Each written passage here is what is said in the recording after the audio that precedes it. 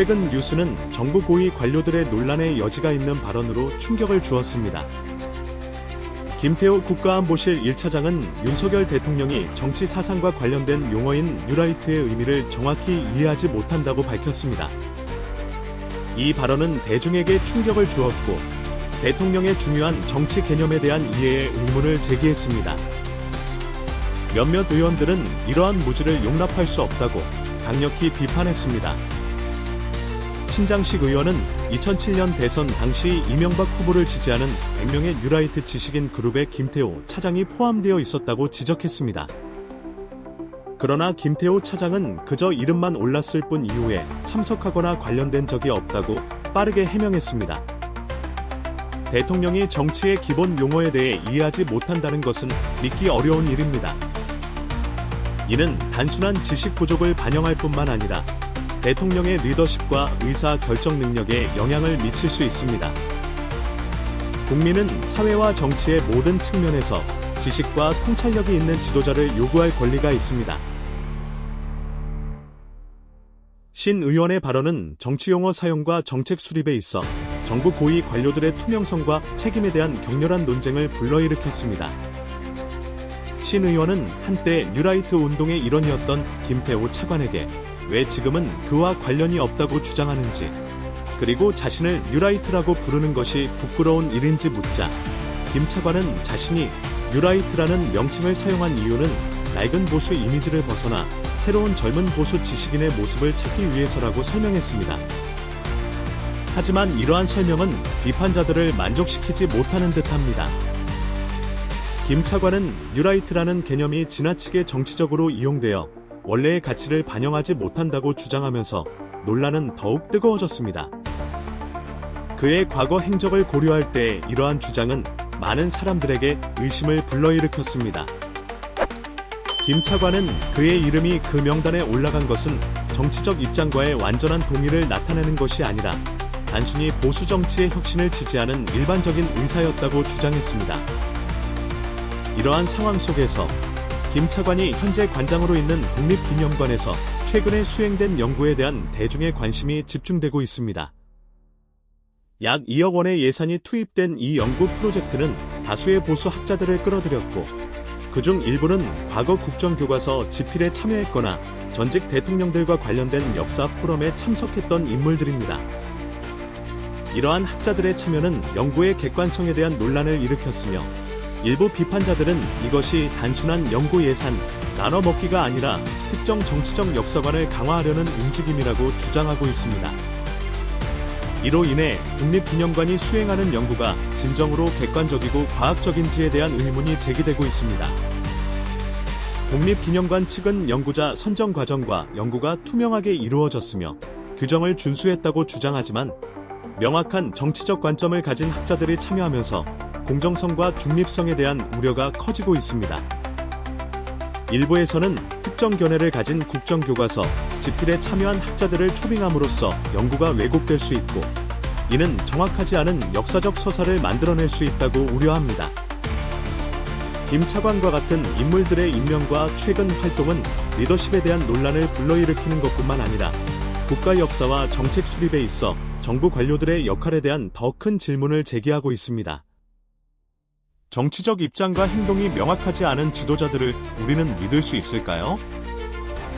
국민은 권력을 가진 이들에게 투명성과 책임을 요구할 권리가 있으며 특히 역사 교육과 보존에 있어 이 요구는 더욱 중요합니다. 이는 연구의 공정성을 유지하는 데 필수적일 뿐만 아니라 정보에 근거한 정확한 정책 결정을 보장하기 위해서도 중요합니다. 뉴라이트와 다른 보수 연구 그룹에 대한 임명 및 관련 결정은 신중하게 검토되어야 합니다. 투명성과 책임을 보장하기 위해 정부는 연구 프로젝트에서 학자들의 선택과 사용 과정에 대해 더욱 명확하게 해야 합니다. 이는 대중의 의구심을 줄이고 국가의 리더십에 대한 신뢰를 강화하는 데 도움이 될 것입니다. 윤석열 정부의 인사 임명과 그들이 대표하는 역사관에 대한 접근 방식을 더 면밀히 검토할 필요성이 제기되었습니다.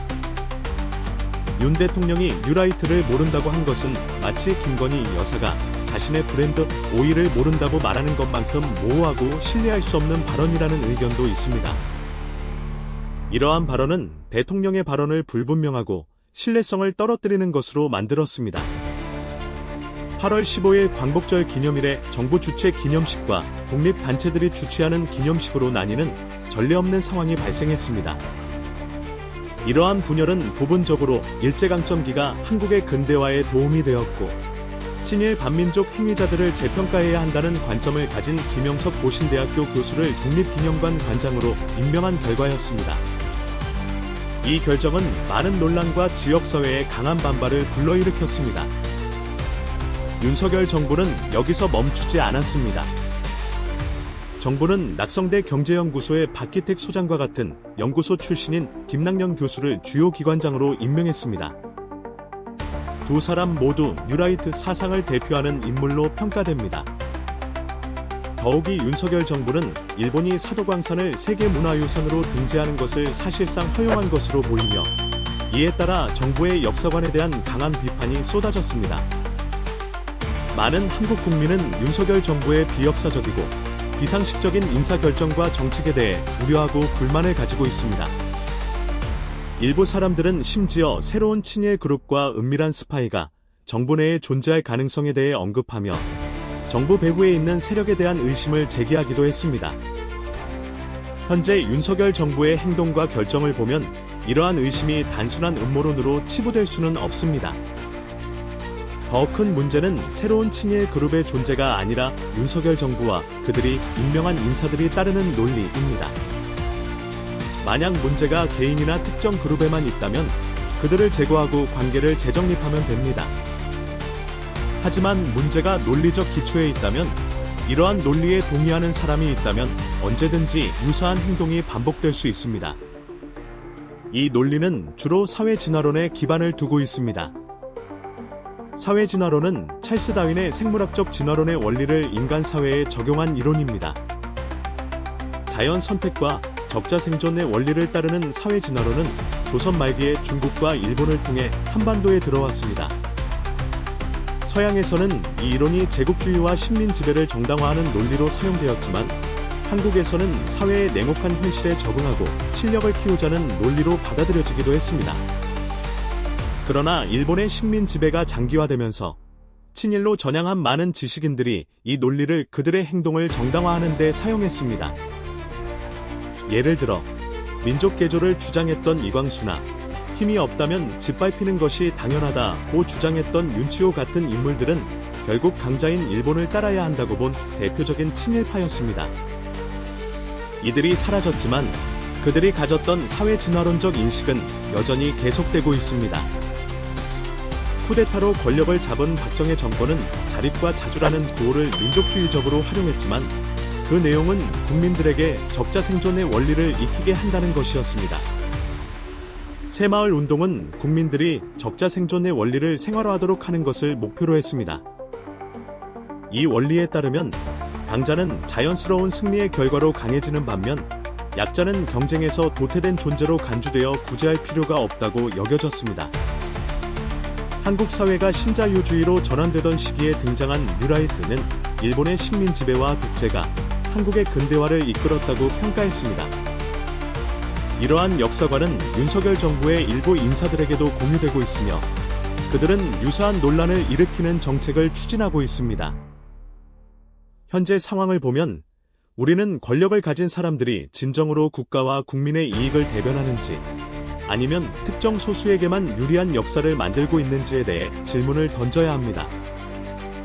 이는 우리가 무시할 수 없는 중요한 문제입니다. 윤석열 정부의 차별적 정책, 노동 탄압, 복지 예산 감축은 이 정부가 따르고 있는 사회진화론적 사고의 맥락에서 이해할 필요가 있습니다. 윤석열 정부에서 몇몇 인사들이 역사적으로 친일을 옹호하고 독재를 찬양하는 것만큼 위험한 것은 이들의 사회진화론적 논리입니다. 그들이 일본을 공개적으로 지지하거나 독재를 찬양하지 않더라도 약자를 멸시하고 강자를 숭배하며 적자 생존을 당연시하는 사고를 가진 사람들은 많습니다. 친일과 독재 찬양은 이러한 논리의 결과일 뿐입니다. 이러한 사고를 가진 사람들이 한국 사회를 이끌어갈 때 문제는 단순히 역사관에 그치지 않고 사회적 약자를 고통에 빠뜨리고 사회를 분열시키는 결과를 초래할 것입니다. 이것은 단순한 역사 논쟁도 아니고 정치적 싸움도 아닙니다. 이 문제는 국가를 지키고 유지할 수 있는가에 관한 문제이며 바로 이 점 때문에 많은 국민들이 우려하고 있는 것입니다. 윤석열이라는 사람의 머릿속에서 무슨 생각이 돌아가는지 궁금해지지 않을 수 없습니다. 대체 무슨 생각으로 이러한 결정을 내리고 있는 걸까요? 이제 영상을 마치겠습니다. 여러분의 구독과 좋아요는 영상 제작에 큰 힘이 됩니다. 혁명을 위해 함께 힘을 보태주세요. 촛불 청년이었습니다. 감사합니다.